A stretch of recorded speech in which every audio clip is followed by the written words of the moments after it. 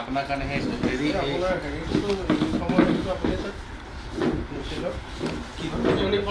uniform মানে এটা আপোনাৰ ভিডিঅ' আহিছে আচ্ছা স্কুল ইউনিফৰ্মত আপোনালোকে মানে কমিশ্যন দিব লাগে প্ৰত্যেক ইয়াতে আপোনাৰ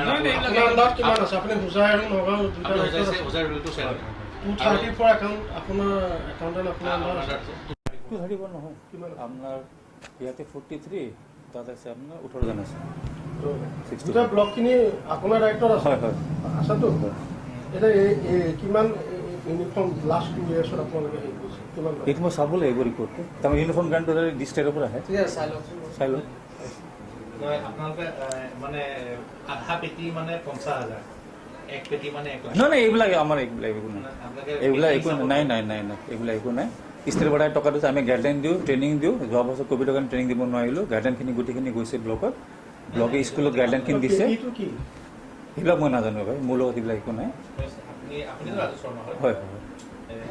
ফাইনেন্সিয়েল একাউণ্টছ অফিচাৰ আপুনি নহয় হয় হয় আপোনাৰ ওপৰতে স্পষ্ট অভিযোগ আছে যে আপুনি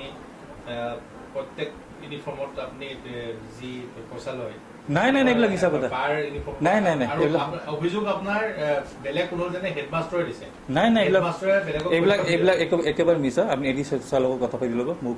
ছাৰক আমাৰ মোৰ বছ আছে এডিচি ছাৰ প্ৰশান্ত বড়ো ছাৰ আপুনি তেখেতক সুধি ল'ব এডিচি এডুকেশ্যন আমাৰ ডিএমচি তেখেত মোৰ নামটো আহিব কেনেকৈ আহে কোনোবা মিছাকৈ কোনোবা লগাইছে কেনেকৈ আহিব মোৰ নাম আমাৰতো কোনো তাতে কোনো হাজাৰ নাই SMC পকে কৰে নহয় এইবিলাক একেবাৰে মিছা কথা এইবিলাক একেবাৰে মিছা কথা আপোনাৰ কোনোবা লগাইছে হয়তো মোৰ এগেইনষ্টত নাই একো নাপাওঁ পাই আছোঁ নাই দুৰ্নীতি আমাৰ তাত একো হোৱা নাই মোৰ একো হোৱা নাই নাই নাই একো নহয় এইবিলাক একেবাৰে মিছা কথা একেবাৰে মিছা কথা মই ডিনাই একেবাৰে মিছা কথা কৈছোঁ একেবাৰে মিছা কথা নিশ্চিতভাৱে বৰ পুনৰবাৰে দুৰ্ভাগ্যৰ বিষয় যে এটা শিক্ষাৰ নিচিনা এটা এনেকুৱা ধৰণৰ এটা বৃত্তিত এই ধৰণে তেওঁলোকে কমিশ্যন নাজৰ সৃষ্টি কৰিছে এটা ভিডিঅ' যিটো ভিডিঅ'ৰ দ্বাৰা কমিশ্যনৰ যিটো অংক বৰ লজ্জাৰ বিষয় ছাত্ৰ ছাত্ৰী ইউনিফৰ্মৰ নামত তেওঁলোকে মধ্যাহ্ন ভোজনৰ নামত ক্ৰীড়া সামগ্ৰীৰ নামত যিধৰণে কমিশ্যন নাজৰ আৰম্ভ কৰিছে সেই ভিডিঅ' কমিশ্যন নাজৰ শৰ্মা গগৈ উপাধি যিগৰাকী ব্যক্তি আছে সম্পূৰ্ণ তেওঁ দোকান বহাই লৈছে তাত আৰু দোকান বহাই তেওঁ কমিশ্যন নাজৰ আৰম্ভ কৰি দিছে এইটো সম্পূৰ্ণ জিলা উপায়ুক্তক অনুৰোধ জনাইছোঁ জিলা উপায়ুক্ত তদন্ত আনিব লাগে তেওঁ অতি সোনকালে যদি দোষী সাব্যস্ত হয় তেওঁ নিলম্বন কৰিব লাগে আৰু যিসকল ঠিকাদাৰ এই ধৰণৰ মই মতালি আৰম্ভ কৰিছে সেই ঠিকাদাৰসকলক কিন্তু লাইচেন্স কিন্তু খাৰিজ কৰিব লাগে কেঞ্চেল কৰিব লাগে সেইটো মূল হ'ব লাগে আৰু শিক্ষা বিভাগৰ মাননীয় মুখ্যমন্ত্ৰী ডাঙৰীয়া মাননীয় শিক্ষামন্ত্ৰী ডাঙৰীয়া অনুৰোধ জনাইছোঁ নগাঁও হোজাই যি ধৰণে মধ্যাহ্ন ভোজন ইউনিফৰ্মৰ নামত যিধৰণে ক্ৰীড়া সামগ্ৰীৰ নামত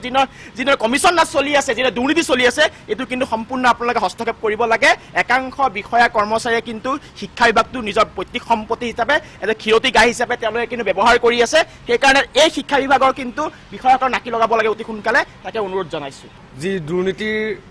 প্ৰাণকেন্দ্ৰ হিচাপে পৰিগণিত হৈছে আপোনালোকৰ সংবাদ মাধ্যমেই হওক বা বিভিন্ন দল সংগঠনেই হওক বা মই নিজাববীয়াকৈ হওক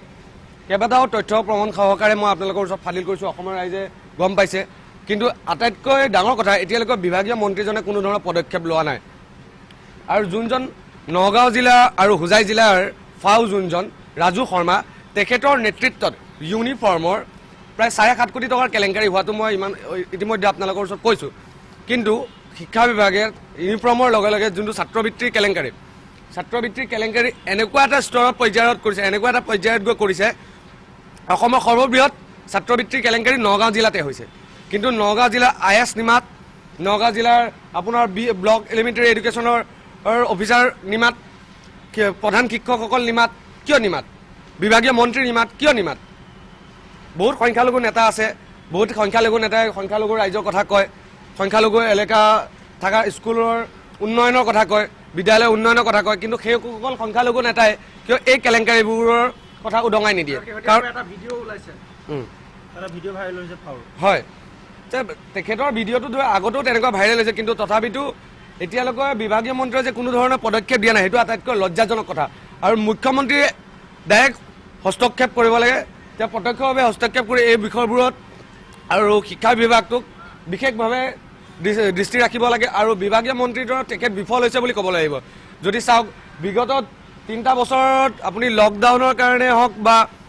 কৰোনাৰ কাৰণে হওক বিভিন্ন অজুহাত দেখাই বহুত দুৰ্নীতি আশ্ৰয় কৰিলে শিক্ষা বিভাগটোত কিন্তু এতিয়া যোনখিনি কৰোণা কালৰ ঠিক হোৱাৰ পিছতো এই বিভাগটোক যোনবোৰ দুৰ্নীতি এতিয়াও চলি আছে প্ৰত্যক্ষভাৱে তেওঁলোক লিপ্ত আৰু তেওঁলোকৰ অফিচাৰৰ অবিহনে এই দুৰ্নীতিবোৰ কেতিয়াও সম্ভৱপৰ নহয় অসম চৰকাৰে গুণোৎসৱৰ জৰিয়তে যি শিক্ষাৰ মানদণ্ড অসমত উন্নতি কৰিবৰ কাৰণে চেষ্টা চলাইছে তাৰ বিপৰীতে এখন দুৰ্নীতিগ্ৰস্ত ছবি আমি দেখিবলৈ পাইছোঁ আজি নগাঁও আৰু হোজাই জিলাৰ শিক্ষাখণ্ডত ইমান দুৰ্নীতি চলিছে ইউনিফৰ্মৰ নামত দুৰ্নীতি মধ্যাহ্ন ভোজনৰ নামত দুৰ্নীতি গতিকে এই দুৰ্নীতিগ্ৰস্ত বিষয়াসকলে কেনেকৈ গুণোৎসৱৰ জৰিয়তে আমাৰ অসমৰ শিক্ষাখণ্ডৰ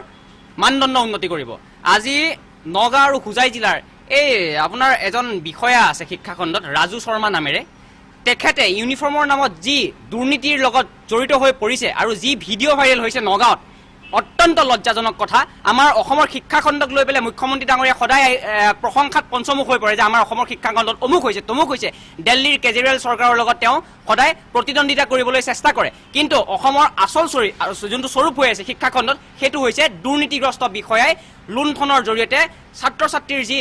প্ৰাপ্য ইউনিফৰ্ম আৰু মধ্যাহ্ন ভোজন সেইবোৰ তেওঁলোকে আত্মসাৎ কৰি নিজৰ পকেট গৰম কৰিছে গতিকে এই বস্তুবিলাকত অসম চৰকাৰে আৰু মুখ্যমন্ত্ৰী ডাঙৰীয়াই নিজে এটা মন দিব লাগে আৰু এই বস্তুবিলাক বন্ধ হ'ব লাগে আৰু যিখিনি দুৰ্নীতিগ্ৰস্ত বিষয়া আছে এই ৰাজু শৰ্মা ডাঙৰীয়া নামৰ যিজন বিষয়া এওঁৰ ওপৰত কঠোৰ ব্যৱস্থা গ্ৰহণ কৰিব লাগে আৰু